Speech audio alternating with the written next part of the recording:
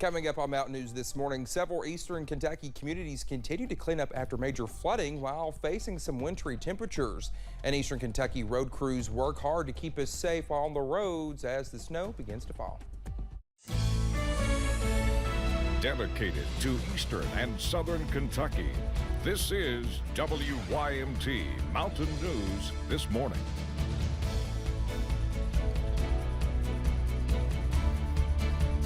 Good morning to you. It's 6:32. I'm Dakota Makris, and it's Tuesday. I can't believe it's Tuesday. I feel like it should be later in the week, but no, it's still the beginning. Let's head over to Brandon for a look at that forecast. And Brandon, it is the first day that we are not in a severe weather alert day. Well, yesterday afternoon, I guess. Yesterday evening we weren't. I'm talking about in the morning. In the morning, yeah. But that could change. But right now it's cold, and gosh, it's so cold. It's not going to change today. No, not today. Not today. Later on in the week. Later on in the week, yes. I just still can't get over how cold it is, just like everywhere.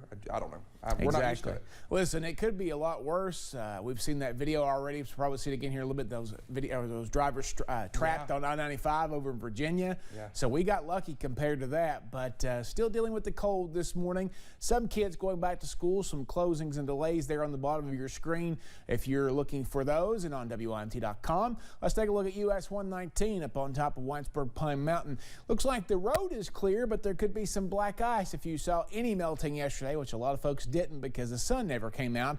Expected that to happen, but it did not. And the skies did clear overnight, though, so it got down pretty cold in most areas. 19 in Wise and Jonesville, 17 in Monticello, low 20s pretty much everywhere with the exception of Pikeville, hanging on to those mid-20s there at 24. And again, anywhere from 5 degrees colder this morning in Logan to 12 degrees colder in Monticello. Your forecast for today, we are going to head up back to just above average, actually. 46 for a daytime high with sunshine. A few more clouds start to drift in tonight. We'll get back down into the low to mid-30s. Dakota? Brandon, thank you. Well, the National Weather Service found a tornado touchdown in Asheville County during the New Year's Day storms. After surveys were completed, the NWS says this tornado was an EF1 with maximum winds of 95 miles per hour. Now, it was only on the ground for just more than 1 mile, but devastated a barn and took the roof off of other barns and buildings in the area. Sean Singer says he saw what looked like a funnel cloud, but he hadn't realized it touched down. Just looked out over towards the hill, you know, towards the Richmond area, I guess towards Union City, and kind of seen a funnel cloud and see some debris it looked like, and so that was pretty well it. And then of course when I come back up here to my house, I got surprised by all the damage and stuff. While this tornado is classified as a separate tornado from the one in Union City, it came from the same storm that went over both areas. The Sidney community of Pike County is working to clean up and move forward after flooding, adding to the more than 100 homes and businesses hit by the storm. The Big Creek Fire Department and Community Center were both hit, while the fire department unable to move its trucks as the water rose into the station. Many sets of turnout gear and other equipment was destroyed. And Pike County Judge Executive Ray Jones says he plans to work on a hazard mitigation grant to move the department out of the flood zone in the future to avoid a potential catastrophic. I was here in 2009 when they flooded. This department has in 2009 saved a lot of lives because of the high water. There were several swift water rescues that they did. And we got to make sure that the fire department's accessible. Now, Jones says this flood is the third to hit the county in less than 1 year, but it was the worst of them all, quickly rising and falling, but leaving a lot of destruction in its wake. State troopers need help finding a trailer. Now, take a look at your screen. During this past weekend, a trailer was stolen from Belfry High School. Now, there is possible damage to this passenger side of the trailer. Anyone with information is asked to call police. Callers can remain anonymous. It was the first taste of wintry weather for many of us this season, and road crews say they were well prepared for Mother Nature. It's certainly a morning to start your car because, well, there's probably snow on it. As people warmed up their cars Monday morning, road crews were hard at work making sure roads were clear. We went from one mode of 60 and 70 degree weather with water all over the place to 30-degree weather with snow clouds. With state and county crews working on higher elevations like US 119 up on Pine Mountain, where roads were covered with snow at 5 o'clock in the morning. Temperature didn't get as cold as I expected it to, and that let the snow melt as it hit the roads. Everyone involved saying their plows were ready to go to work as the snow began to fall. Most of all of the roads have been cleared. They're just monitoring bridges and overpasses right now to make sure that they're not having any ice build up on them. Road crews making sure they prevent roads from freezing overnight. To cross bridges and overpasses, that you are very cautious. Don't do any quick braking, quick movements. And reminding drivers to give plows room as they work. Well, Letcher County Judge Executive Terry Adams told us his crews did not run into any major issues. Heavy snow that hit Northern Virginia turned Interstate 95 into an icy parking lot. Hundreds of cars were involved in crashes or stranded. Some drivers say they were stuck on the interstate for as long as 17 hours. Roads are ice covered. I mean, we haven't seen a plow truck or a police officer in 7 hours. Well, the terrible road conditions are resulted in a number of school closing in the Washington, D.C. metro area. Dominion Power says more than 200,000 people lost electricity in the winter storm.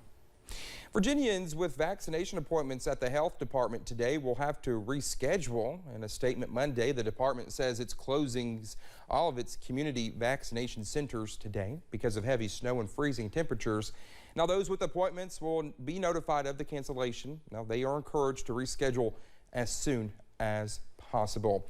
Well, difficulty in filling in many service jobs is leaving hotels scrambling to provide room service. In some companies, robots are now doing the work to the surprise and delight of guests. David Louie shows us the robots in action. This is how hotels are dealing with staffing shortages. A guest would like a soft drink delivered to the room. This robot will handle the task. Designed by Silicon Valley's Savvy Oak, the relay robot is ready to deliver. They're in this kind of crunch mode where the higher paid staff are filling in for things that, frankly, robots can do. The robot needs to be trained only once to navigate the lobby and hallways. It even has been adapted to call for an elevator. Once inside, it can press the button for the designated floor. Hotel corridors can be tricky to navigate, even for humans, with housekeeping carts and other guests. So what happens when this robot comes and I happen to be in the way?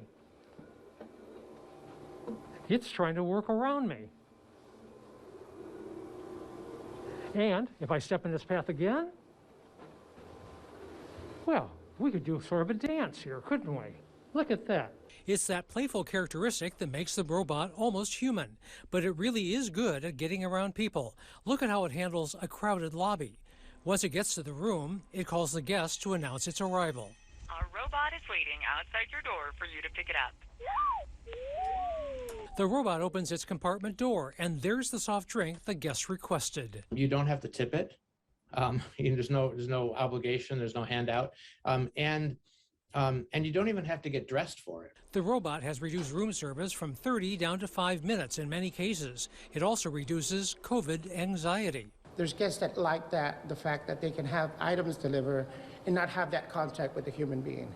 And it's more of an enhanced experience than it is replacing someone. The robot's on call 24/7. It doesn't have days off or take vacations.